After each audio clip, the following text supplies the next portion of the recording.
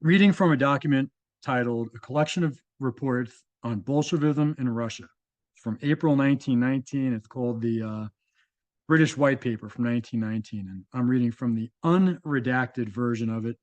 They issued a revised version afterwards where they took out a lot of the important information naturally.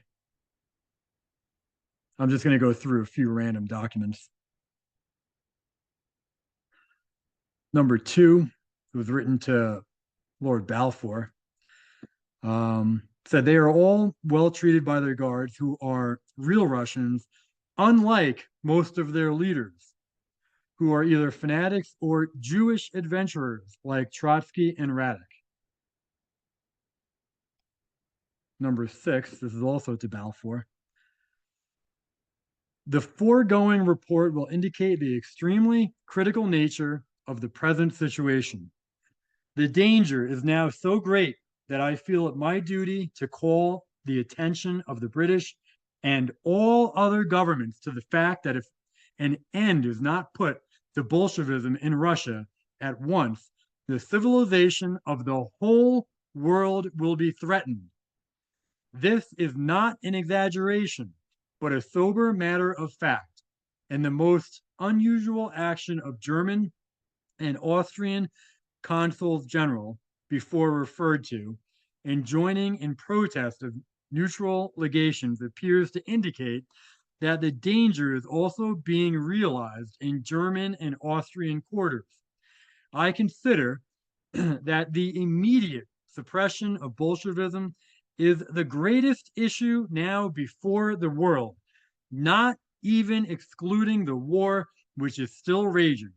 And unless, as above stated, Bolshevism is nipped in the bud immediately, it is bound to spread in one form or another over Europe and the whole world as it is organized and worked by Jews who have no nationality and whose one object is to destroy for their own ends the existing order of things. The only manner in which this danger could be averted would be collective action on the part of all powers. I am also of the opinion that no support whatever should be given to any other socialistic party in Russia, least of all to social revolutionaries whose policy it is at the moment to overthrow the Bolsheviks, but whose aims in reality are the same to establish proletariat, really Jewish, rule through the world. Number 10, Mr. Lockhart wrote, number one, the Bolsheviks have established a rule of force and oppression unequaled in the history of any autocracy. Number five, the Bolsheviks have abolished even the most primitive forms of justice. Thousands of men and women have been shot without even the mockery of a trial, and thousands more are left to rot in the prisons under conditions to find a parallel to which one must turn to the darkest annals of Indian or Chinese history. Number six, the Bolsheviks have restored the barbarous methods of torture. Number seven, the Bolsheviks have established the odious practice of taking hostages. Still worse, they have struck at their political opponents through their womenfolk. Number nine, the avowed ambition of Lenin is to create civil warfare throughout Europe. So, my note, the Bolsheviks and the Leninists and the Marxists and the Soviets, they're all one and the same, and mostly Jews, were attacking all of Europe from the beginning, from 1917. That is where World War II really started. Back to reading the document. Every speech of Lenin's is a denunciation of constitutional methods and a glorification of the doctrine of physical force. With that object in view, he is destroying systematically, both by executions and by deliberate starvation, every form of opposition to Bolshevism. This system of terror is aimed chiefly at the liberals and non-Bolshevik socialists, whom Lenin regards as his most dangerous opponents.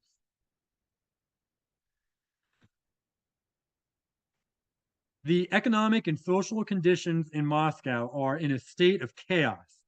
All trade and commerce, except illicit trade, which is still carried on by the Jews, is at a complete standstill. The shops, even the smallest, are either closed or on the point of being closed, and all the places of business also. There is no actual food famine in Russia. On the contrary, there are enormous stocks of foodstuffs which could be spared for the rest of Europe. There is a famine, however, in articles of clothing and agricultural implements.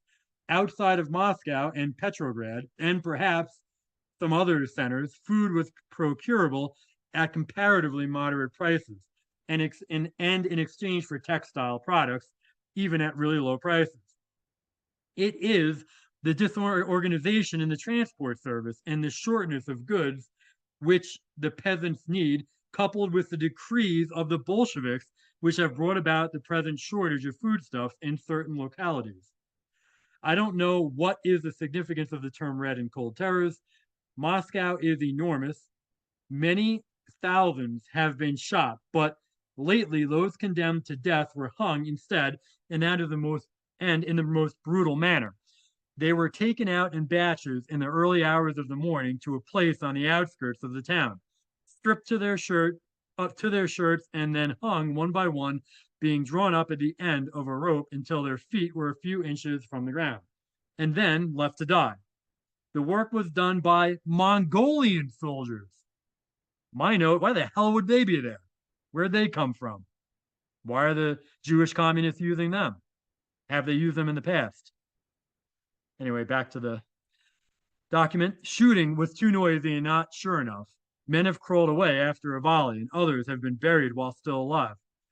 I was told in Stockholm by one of the representatives of the Estonian government that 150 Russian officers who were taken prisoners at Pskov by the Red Guards were given over to the Mongolian soldiers who sawed them in pieces. So, my note here, this shows again the Bolshevik Revolution was an invasion. It had nothing to do with the Russians. Obviously, the Russian soldiers, Russian officers, were being murdered by a bunch of foreign Mongolians who were brought in by a bunch of Jewish communists. So it wasn't a Russian revolution. It was a Jewish communist invasion of Russia. Anyway, back to the text. Number 16. With the exception of the Bolsheviks, the whole population is terrorized almost to a point of physical paralysis and imbecility. Slender supplies of even the simplest food are only to be had when the watch of the Bolshevik Guard weakens, and 3/4 of the people are slowly starving to death. Lenin and these were subjected to the most Lenin, wait, the people often prefer to starve rather than risk torture at the hands of Chinese and Lettish hooligans who form militia on streets and cower in their cellars, numbed with cold. So my note again, the hell are the Chinese in Russia serving the Jewish communists? And isn't that who fought against Europe, the Germans in Europe, in the latter half of World War II? The Asian hordes that the Jewish communist Soviets threw at Europe. So they were using them the whole time. Anyway, back to the document. To avoid extermination, the intellectuals have largely gone into the service of Bolsheviks. Their wages are insignificant if compared even to the camp followers of Bolshevik garrisons, who, at any rate, get fed fairly regularly. All, all officers were ordered in July to report to Alexandrovsky School to be registered. About 20,000 appeared and were shut up for 3 days without air, food, or sleep. Many went mad, and Lettish and Chinese guards mercilessly bayoneted those who attempted to escape when they were finally let out. So obviously the Russians, my note, the Russians weren't killing their own Russian officers. It was an invasion. All right, continuing. Number 22. I have received following from Consul at Ekaterinburg, The number of innocent civilians brutally murdered in Ural towns run into hundreds. More officers taken prisoners by Bolsheviks here had their shoulder straps nailed into their shoulders. Girls have been raped. Some of the civilians have been found with their eyes pierced out, others without noses, whilst 25 priests were shot at Perm, Bishop Andronik having been buried alive there. I have been promised the total number of killed and other details when available. Colonel Wade to the British Peace Conference Commission. Number of Korean and Chinese units is reported to be increasing by persons arriving from Ukraine and Soviet Russia. So my note, they're importing more foreign mercenaries. Back to the document. Sole object of these units is plunder, as they are merely bandits and not a regular army. Gravity of situation created by this new development cannot be sufficiently emphasized. The Bolsheviks can no longer be described as a political party holding extreme communistic view. They form relatively small, privileged class which is able to terrorize the rest of the population because it has a monopoly both of arms and of food supplies. This class consists chiefly of workmen and soldiers and included a large non-Russian element such as Lets and Estonians and Jews. The latter, the Jews, are especially numerous in higher posts. Members of this class are allowed complete license and commit crime against other sections of society. The churches were closed for many priests were killed and a bishop was buried alive. This and other barbarous punishments, such as dipping people in rivers till they were frozen to death. Those condemned to be shot were let out several times and fired at with blank cartridges, never knowing when the real execution would take place. Many other atrocities are reported. The Bolsheviks apparently were guilty of wholesale murder in Perm, and it is certain that they had begun to operate a plan of systematic extermination.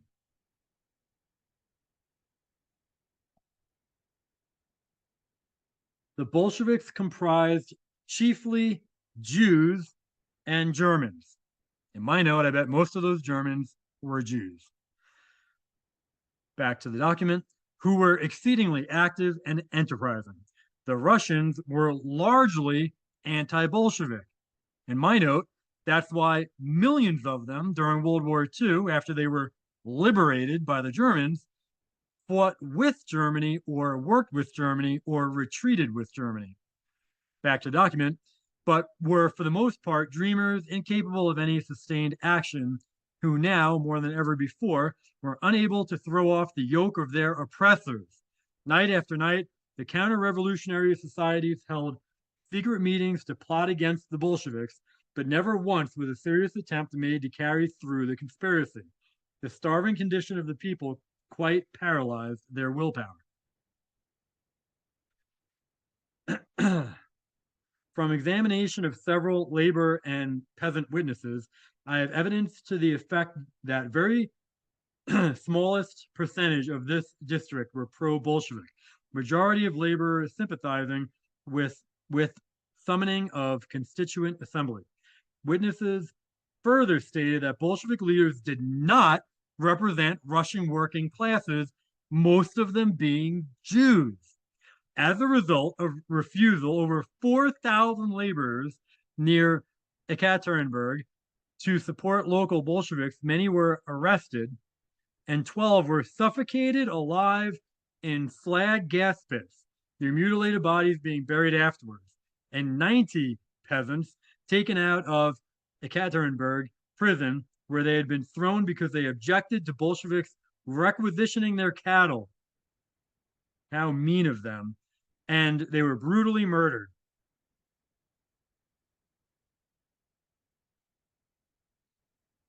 Newly conscripted troops are not given rifles in Petrograd, except a few in each regiment for the purposes of instruction. They are only handed out to them at the front. For any military offense, there is only one punishment: death. Executions are done mostly by the Chinese.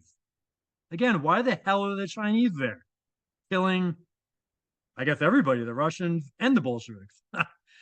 If, back to the document, if a regiment retreats against orders, machine guns are turned on them. And if the commissar of the regiment cannot thus hold his men, he is shot.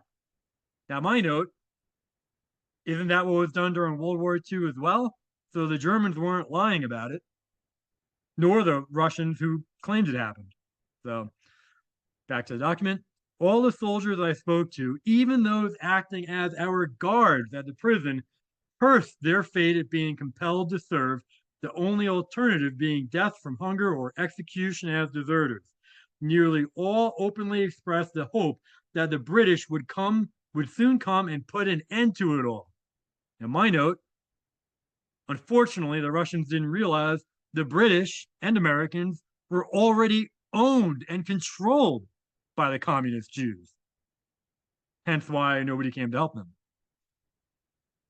And why the American and British governments supported the Bolsheviks during World War II.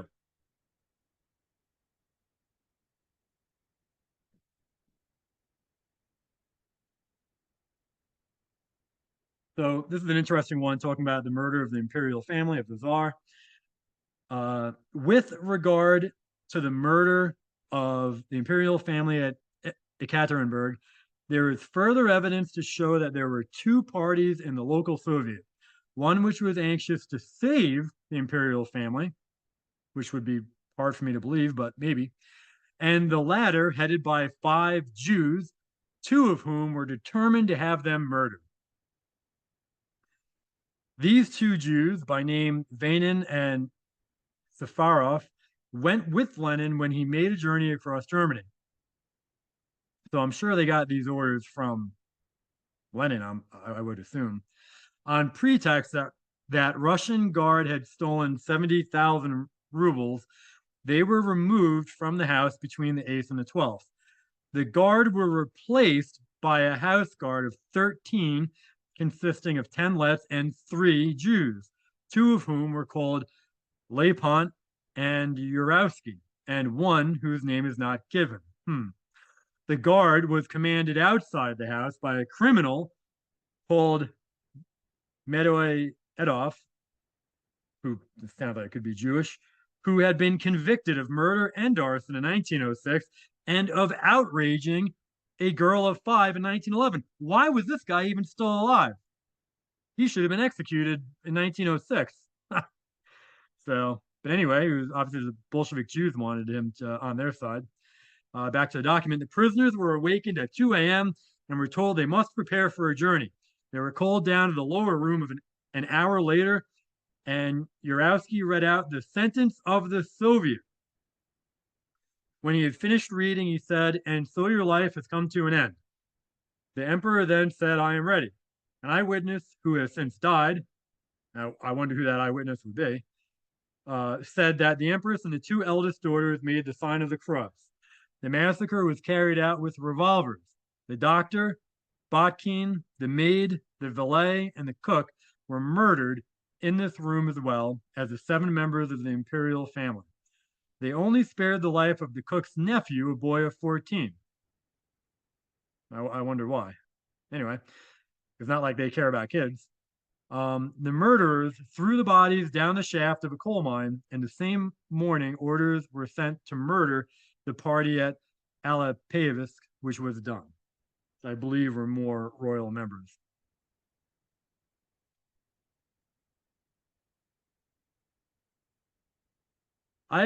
So this is a letter from B.S. Lombard, and he says, "I have been for 10 years in Russia and have been to Petrograd through the whole of the revolution. I spent 6 weeks in the fortress of Peter and Paul, acted as chaplain to His Majesty's submarines in the Baltic for 4 years, and was in contact with the 9th Russian Army in Romania during the autumn of 1917, whilst visiting British missions and hospitals, and had ample opportunity of studying Bolshevik methods. It originated in German propaganda and was and is being carried out by international Jews.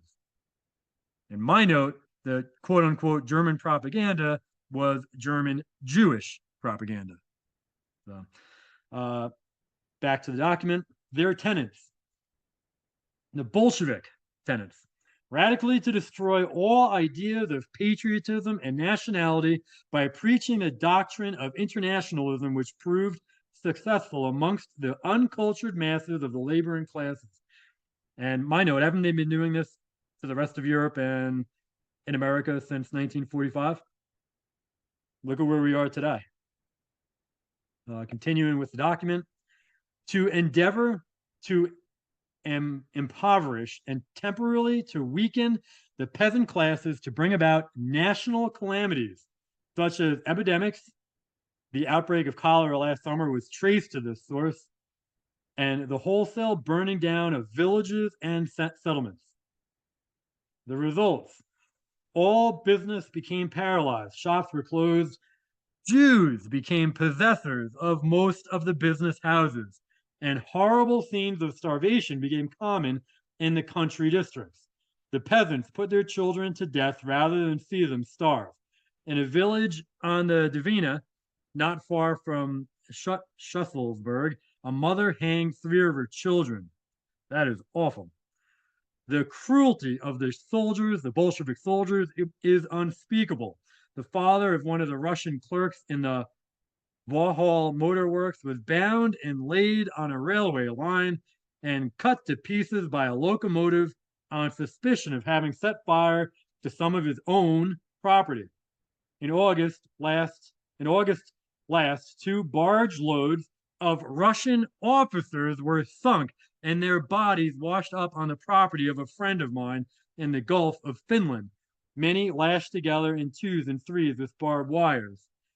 So my note, again, it's an example of foreigners, Jews, murdering Russian military officers.